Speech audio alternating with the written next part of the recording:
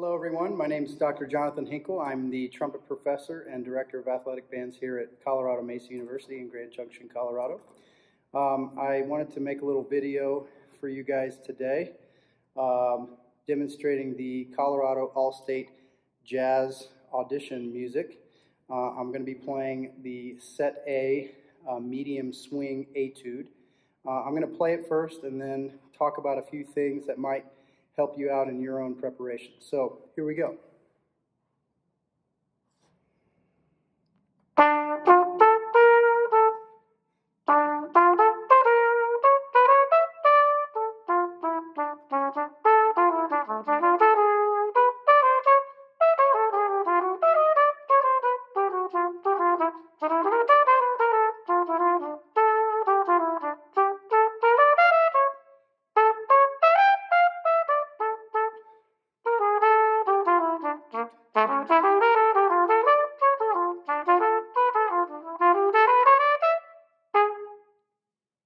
So there it is. To begin with, I think it's really important to start with a slow tempo using a metronome. The metronomic marking on this Etude is quarter note equals 160. And one of the tricks that I like to use when working on swing music is actually setting my metronome to half of that quarter note value. So in this case, working up to half note equals 80. And I use my metronome, I turn on 80 and then start the clicks on either beat 2 or 4. So it's emulating that hi-hat pulse with the swing feel. And that just allows me to kind of feel the style of a rhythm section if they were, behind me. That's kind of going on in my head. This is a really great Etude to start from the end and basically find the phrases or sub-phrases from the end and work towards that. So, like if I'm looking at the last line here of this swing Etude, I might take, there's kind of a longer phrase that starts on beat 3 of the third to last measure on that C sharp.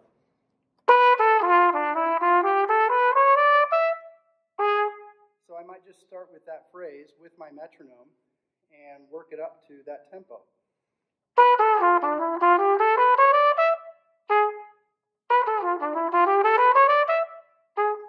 Now, one thing that's important to be thinking about, and actually the most important thing with style as it relates to swing is the articulations. A lot of times younger students will get, I think, a little more caught up in the rhythm and the changing of the straight eighth to the swung eighth note. But really when we concentrate more on the articulation, we'll get more of the style that we're desiring. And actually a lot of the swung eighth note will come from that. So a lot of times in swing music, the articulations that are on the page aren't necessarily what the player should be doing.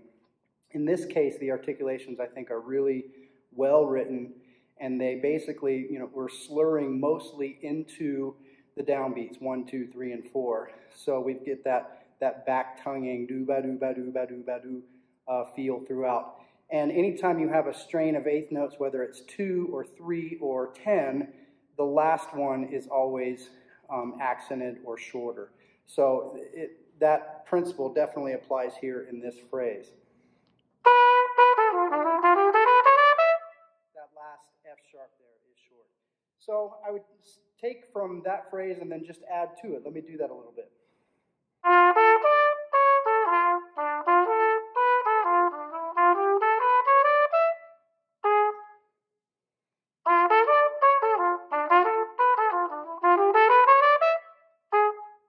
So basically working backwards in this Etude is a really great way to go about learning it. In fact, that's the way that I approached it when I first saw it. You probably notice that when I play, I'm not treating all of the eighth notes, all of the quarter notes or eighth notes with an equal amount of stress. I'm looking at how the line is set, and naturally some notes are coming out more than others, or I'm ghosting some notes. A way to help with that, and a way to work on this and not just keep the horn at your face the entire time, is to maybe sing some of those phrases. So like this. Do do ba dee be ba da do ba da dee ba da ba do ba da ba do ba da beep. Oh, you know, just being able to be comfortable with singing that will really go a long way in how you approach playing it. So a couple other things that I want to point out. I think by far one of the most difficult technical lines in this etude is the third line, the first two measures of that third line. Just the way it lays on the horn, on the trumpet, makes it a little bit challenging. The first three notes you have middle valve, F sharp, D sharp, B natural.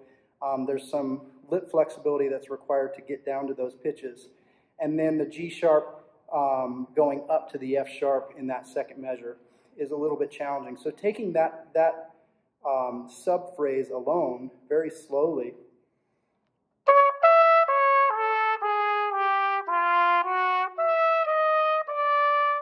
even out of time, and you notice that when I'm doing that, I'm still using the appropriate articulation. So I'm going dee ba da ba da ba da be da da, and nice and slow, just getting that comfortable with where my embouchure needs to be, and then of course the fingerings.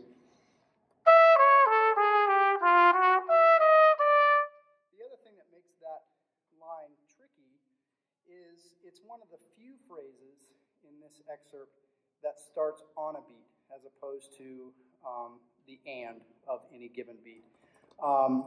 So just making sure that you get that really lined up on beat 2.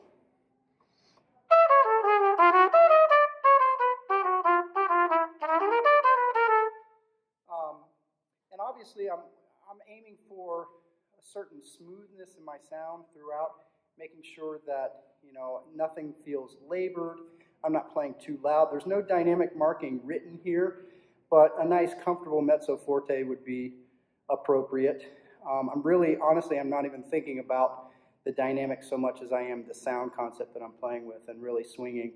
One last thing I want to mention that you have a little bit in the first two lines are these quarter notes that are on beats with staccato markings over them. Don't be confused. Don't play those too short.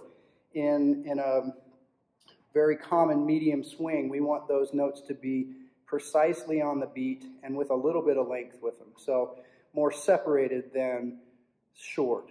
So listen for that as I play. I'll go ahead and play the whole etude one last time for you, and hopefully you can hear some of those things.